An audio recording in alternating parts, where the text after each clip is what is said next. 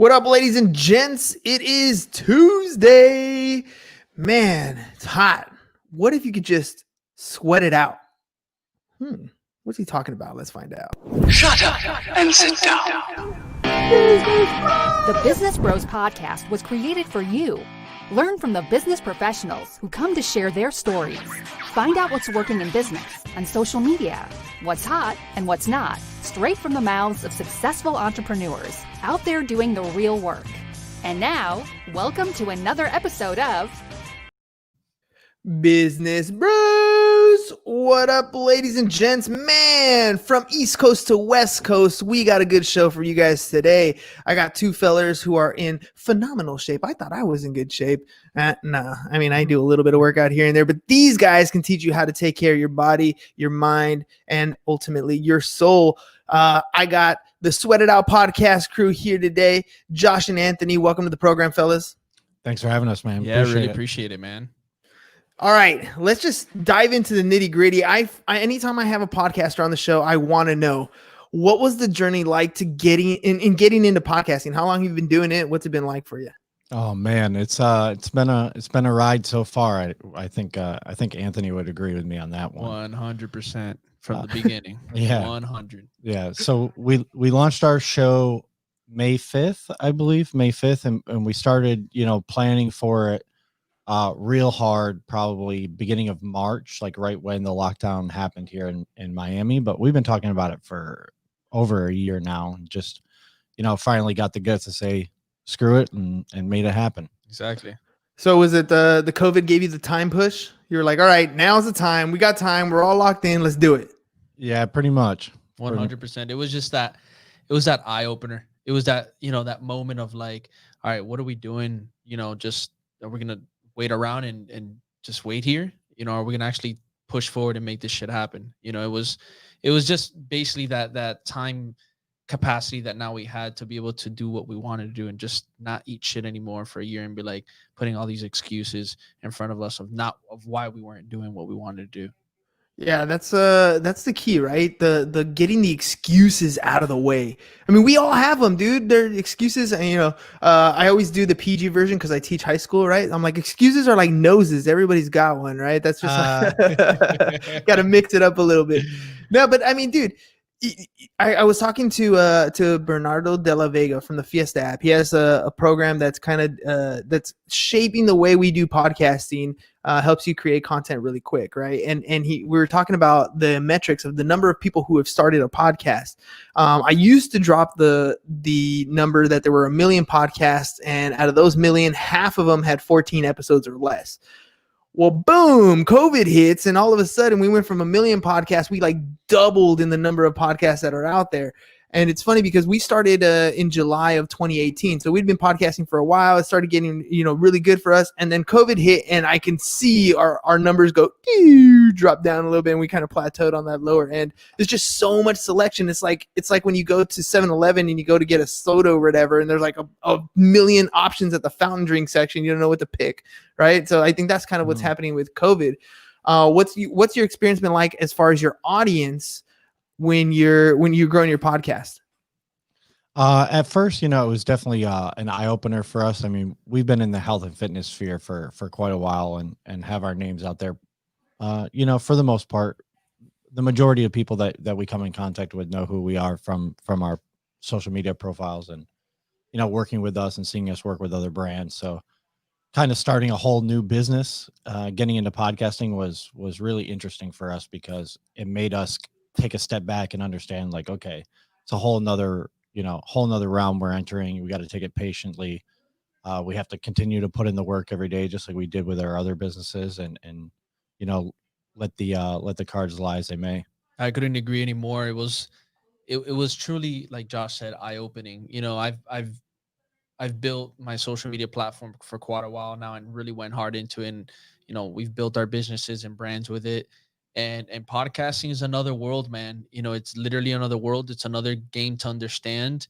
Don't get me wrong. There's a lot of application that you can use from social media with it. And it for sure has helped. But at the same time, I've told people all the time, and me and Josh talk about it, like there's a lot of new methods and rules that go into podcasting that if you don't learn them or understand them or really apply them, like, you know, it's not going to go as a steadline or as the result driven way that you thought it was going to go.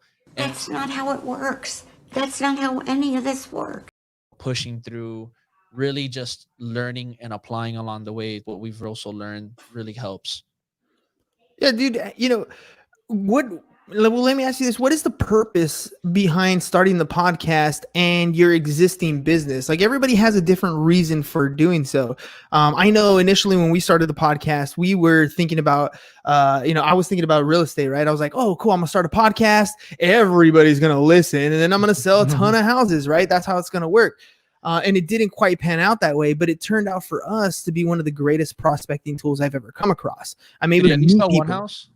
Yeah. Well, I've sold more than one house for sure. Yeah, good. But it wasn't like, where that whole wave of things that you wanted or that you anticipated.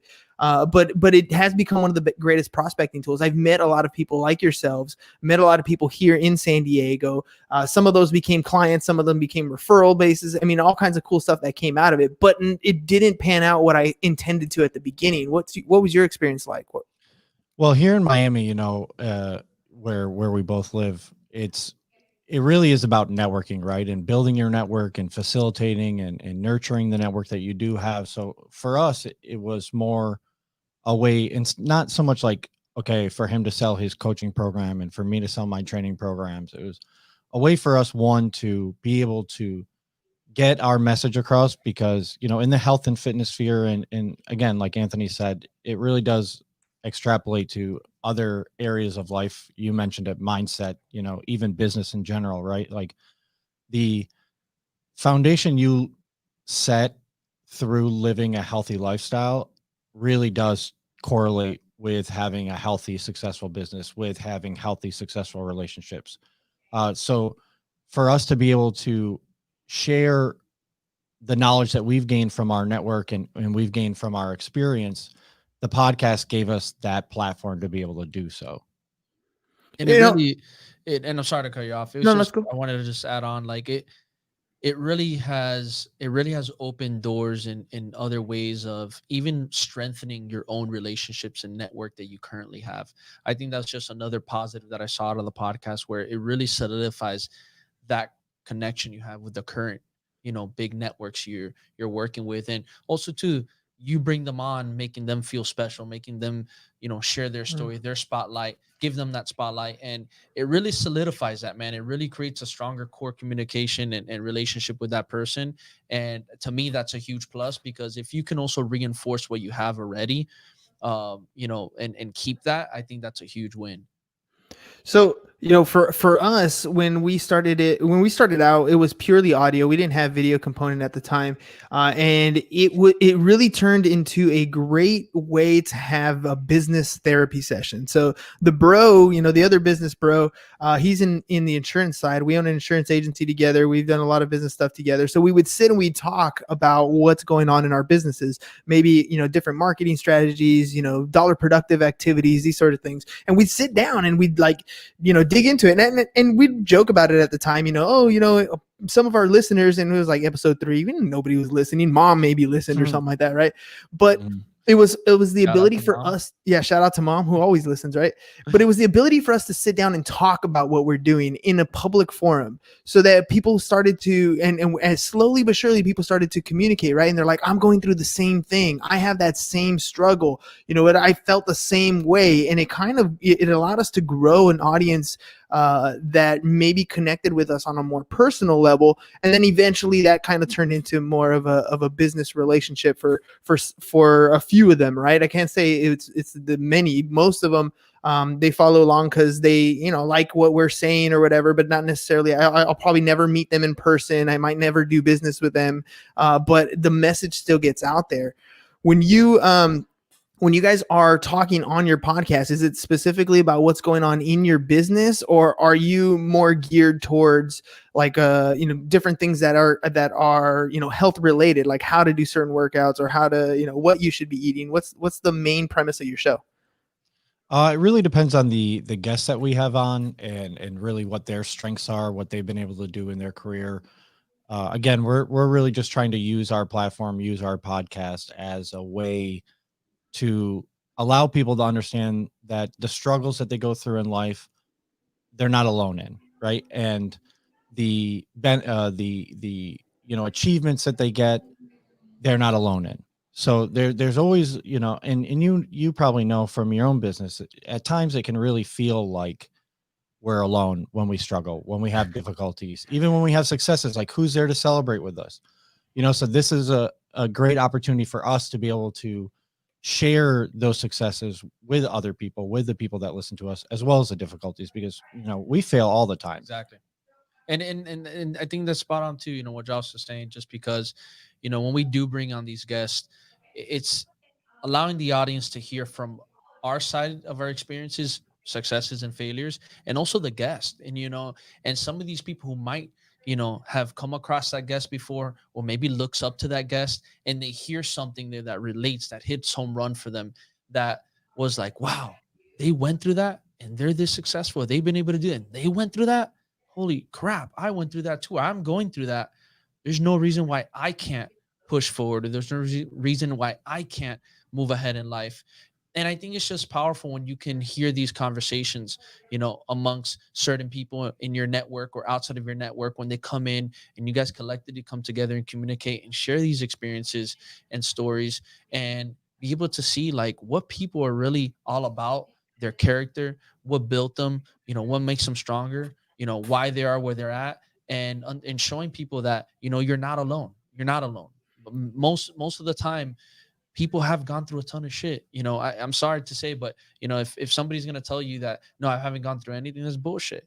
Everybody's gone through something, Well, whatever it is. let's talk about persevering there. So I titled the show "Quick Tips," right? So let's make some connections here. When I talk to my students, for example, especially so I teach math, right? I teach a course called financial algebra, but I also have a couple ninth grade classes this year. So I'm teaching regular algebra. And when I talk to them about math, I always tell them, I go, it's almost like working out. Like, the Mhm. point at which you hit a road bump where you realize that you don't know something, that is where the learning happens, right? This is where you persevere. And you guys are in the fitness space.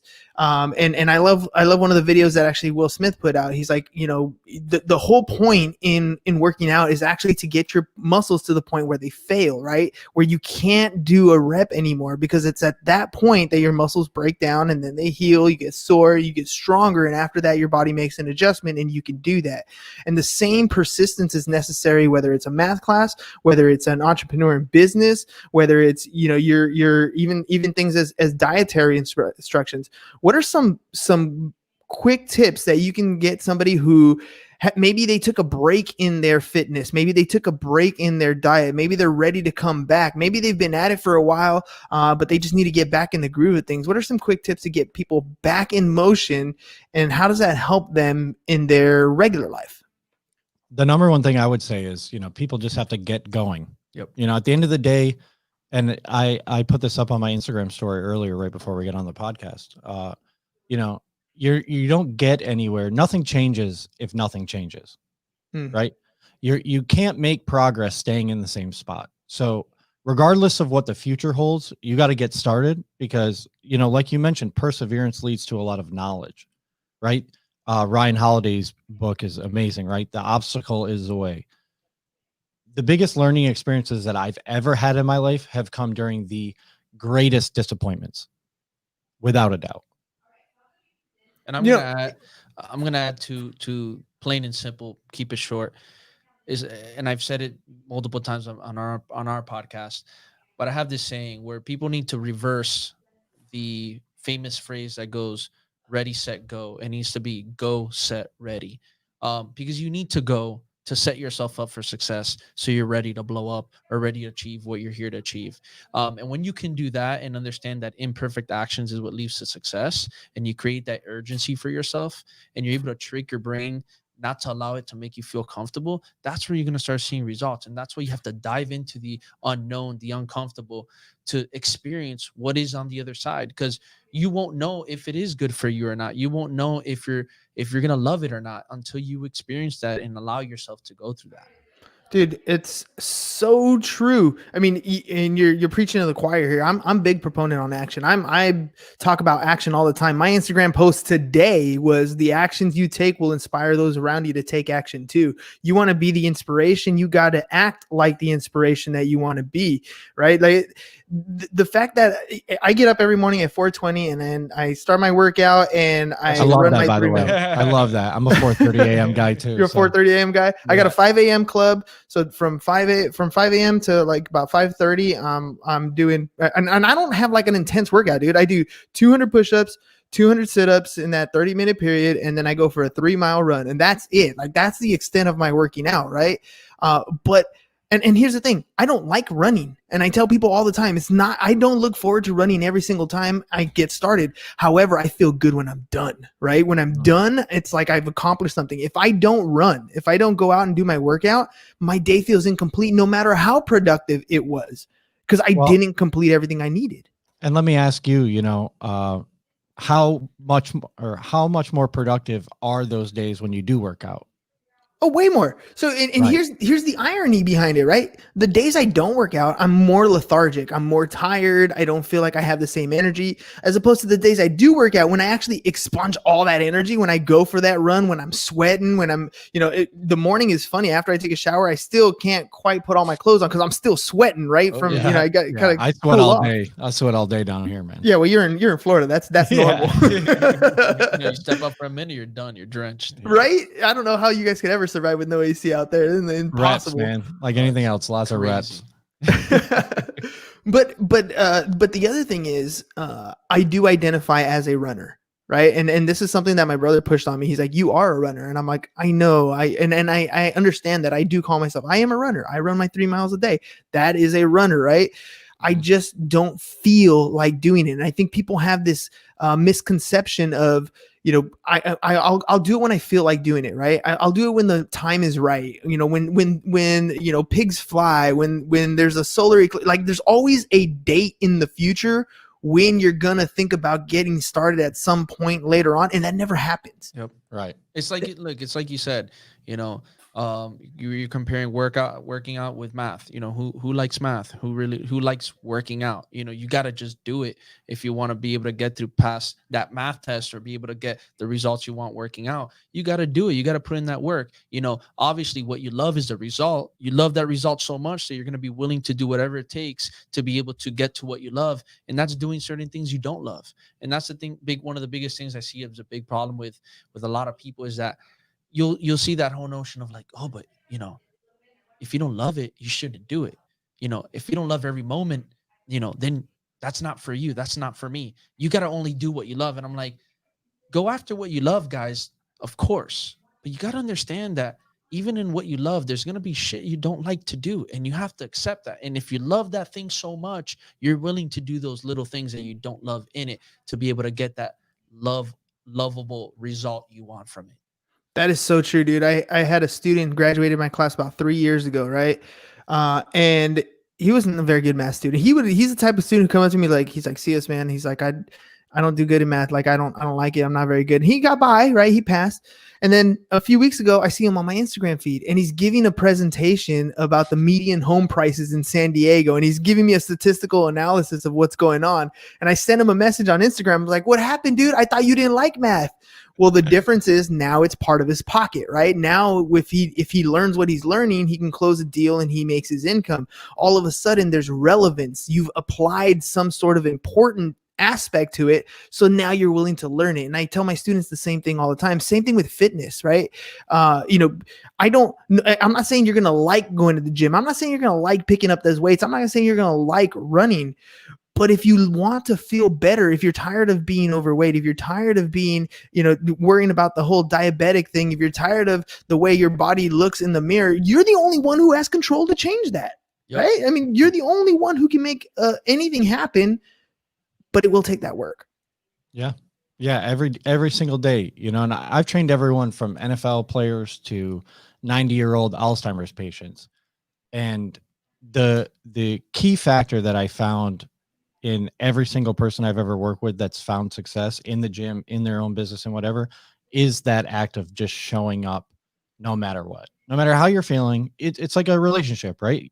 You might feel terrible one day, but you can't take it out on your wife or your boyfriend or your girlfriend, right? You have to still show up and put a smile on your face and do the things you need to do for that person so that you can get through the day and have a better day the following one. Oh, 100, dude. 100. All right, guys, let's get into some nitty gritty. You got somebody new coming in that needs to start working out. What are some quick tips to get them in the process of doing this on a regular basis? They decided they're going to take action. What type of action should they take? First thing I always tell people is real simple. 352. 3 days a week, 52 weeks a year. Without worrying about, oh, well, what exercises and what, workouts and, what diet plan. Go to the gym 3 days a week, 52 weeks a year. Once you can do that, then we can really start worrying about like the nitty gritty aspects of training. And then another thing I want to say in here is make sure you're working out for you.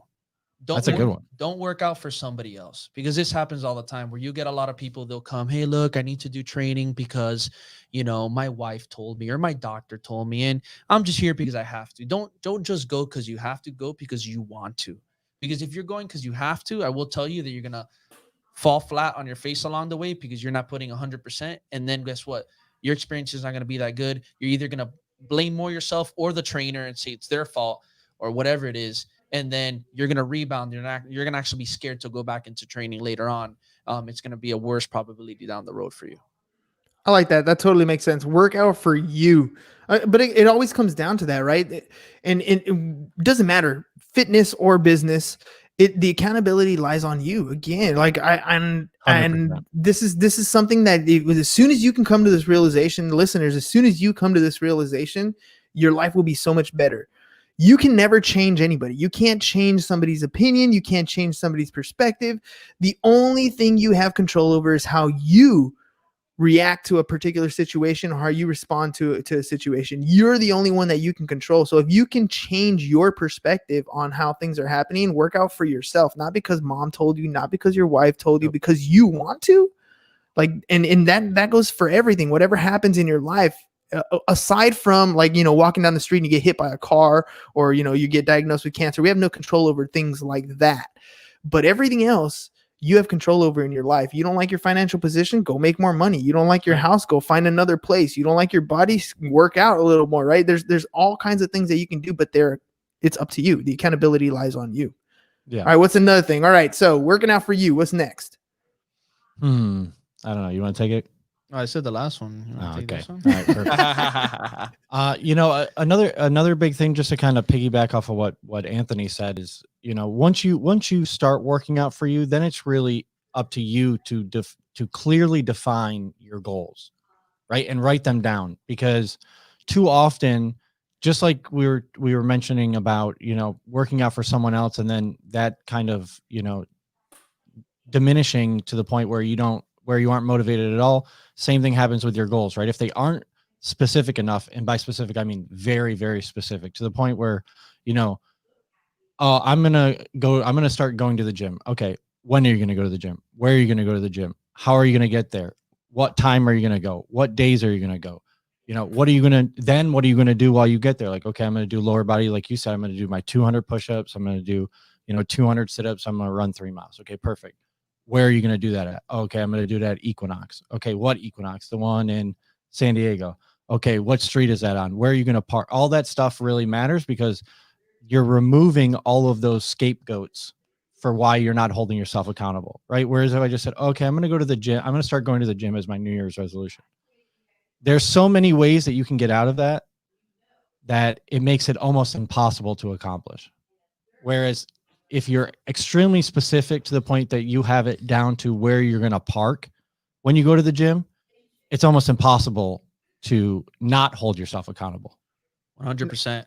And then from there, I would say one of the most important things you can do is calendar in the time and day you're going to go. Put it in your calendar. And this goes for anything you apply in your day: business, family, workout, food, anything. What's most important for you, put it in there. And if that workout is going to be important for you, you need to calendar it and you need to stick to it. And I tell people all the time, if you don't respect your schedule won't respect you. And if that's the case, you're not respecting the time you're supposed to work out, it ain't going to respect you and you're not going to get the results you want. Well, it's like what Jocko says, right? Discipline equals freedom. The more disciplined you can be with your schedule, the more time you actually have to be able to do the things you want to do, because you don't have to think about all that. Yeah, and I mean, I talk about accountability. He calls it extreme ownership, and you know that's exactly it, right? That's you taking control of what it is you want to do. Put it on your calendar, define your goals, make sure that you're in a position where you're putting yourself in a position where you can succeed. You know, I told you I do the 200 push-ups, 200 sit-ups, and I get them done in that half hour. It didn't start off that way. Right. I started off by saying, okay, I'm going to do these 200. I'm going to do it. Right. I'm going to get this done. But I knew my body wasn't capable of doing that. So what did I do? I was like, okay, I'm going to set a timer. So I got an alarm. I set it at 5 a.m. I set it at 6 a.m., 7 a.m., 8 a.m. Right. And I was like, okay, cool. Every time the timer goes off, I'm going to stop what I'm doing on my laptop. I'm going to drop right here next to my microphone and I'm going to do my 50 sit-ups and my 50 push-ups. And then when the next hour comes up, I don't care if it takes me 10 minutes, if it takes me 45 minutes to do my 50 push-ups and 50 sit-ups, I'm going to get them done. And I'm going to do that every single hour until my body. And let me tell you, the first 2 weeks sucked. My body hurt and it was in pain, but it was a defined goal. Right. I knew exactly, it was on my calendar. My alarm would go off to sense it out and I achieved the goal. Anything you put before you, if you define it clearly and you put that time and you take away every excuse, like I knew it was when my alarm goes off right here next to my computer, I'm going to drop down and do my push. Like there's no excuse. You could be in the kitchen. Cool. Well, your alarm goes off. You better get upstairs and you're going to be right there and do your stuff. Right. Define your goals and put it in your calendar is vital, and not just for working out, but again, ladies and gents, that's why for me the whole workout thing is such an important part of my life, because it parallels with what I do on a regular basis. My schedule lives on the calendar. I had a kid literally ask me that today. How do you teach school and run your business and do the podcast? Like, how do you do that? And I just busted out my calendar. I'm like, do you see spots that are open? That's all that I have available. Like if it's not on the calendar, it doesn't exist. It's that simple. Right. Mm-hmm. No, 100%. And, you know, it's super important for everyone who's listening to understand that your brain wants you to be comfortable, because being comfortable means you're going to survive, right? Like the 21st century came real quick for us. Our bodies were made, you know, to We're still cavemen. Right. We're still caveman, you know, so your body wants you to be comfortable because Josh knows I'm a caveman. Oh, seriously. You know, because that allows us to survive and continue on. The feeling of anxiety, of being scared, of frustration, all of that stuff isn't how we were built to run. So now that we have a very comfortable life compared to when we were cavemen, you know, you have to go out there and you have to seek that uncomfortability. You have to seek that anxiety in a positive, constructive way. You know, because if not, it's going to find you. Like you were saying, you're going to end up, you know, staying exactly where you don't want to be, instead of going to where you do want to be because of that fear that you have. Exactly. And also too, guys, like just realize, like, and I'm going to say this again. One of the things I always say is understand that the world doesn't stop for you. So why are you going to stop for the world? Like really let that sink in, because if you just sit here and wait for something to fall in your lap, it's not going to come. It's not going to happen. Your workout results, your business results, your relationship growth with your spouse or boyfriend or girlfriend, or with your kids, with whoever it is or whatever it is you're trying to do, it's not going to come unless you put in the work. And you have to literally go and get it yourself. You know, everything is about going, getting it yourself and going to ask. Don't be scared to ask. Don't be scared to go get what you want, and just go do it. You're definitely not. No, I'm not. Not afraid to ask, you know? Yeah. Well, speaking of going and getting, I'm gonna have this one last question real quick, because it's always one of those hot topics. When it comes to fitness in your body, 80% of it tends to be diet, not so much exercise. Not that exercise isn't important, but 80% of the results you want tend to lie in the diet phase. And when people ask me about diet, I tell them I'm not on a diet. I just don't eat, you know, bad stuff during the week, and on the weekend I tend to eat bad stuff. That's just how I operate. But at least with my working out on a regular basis, I maintain where I'm at. and then you hear people talk about, oh, I should do a keto diet. I should do, I only eat, I'm a vegan, or I only eat certain types of meat, or whatever the situation is. What's your guys' opinion on diet? Me personally, and I'm going to sound like a broken We record. talk about this a lot. Yeah, so. I'm going to sound like a broken record here, but it's all about consistency. Everything. All those diets that you just mentioned, the underlying foundation is all the same, right? Reduction of unhealthy fats and sugar, right? Portion control, which if you're trying to lose weight, the only thing that matters is that you're burning more calories than you're eating at the end of the day. That's it, right? More fruits and vegetables, depending on the diet, right? Some are different, carnivore or paleo or keto, but more vegetables. And depending on which diet it is, maybe you have more fat, maybe you have more carbohydrates, maybe you have more protein. Protein sources vary, right? But the underlying thing is reduction in calories and consistency. The best diet is the one that you're going to stick to. It's the truth. It's Yeah. the truth. It's like Josh said, and understanding too, like, if you stick to one for a while and, later on you want to switch, just understand you got to stick to that one too to see the results. I mean, I've done them all. Hey. If it fits your macros, I've done I did keto for a year, like real strict keto. My breath was terrible, terrible. I've done paleo. I've done, carb heavy diets. It all depends on where I'm at in life in that current moment. And again, what I'm going to be able to do day in and day out. And guys, don't forget to drink water. Yeah. Drink. Oh my gosh.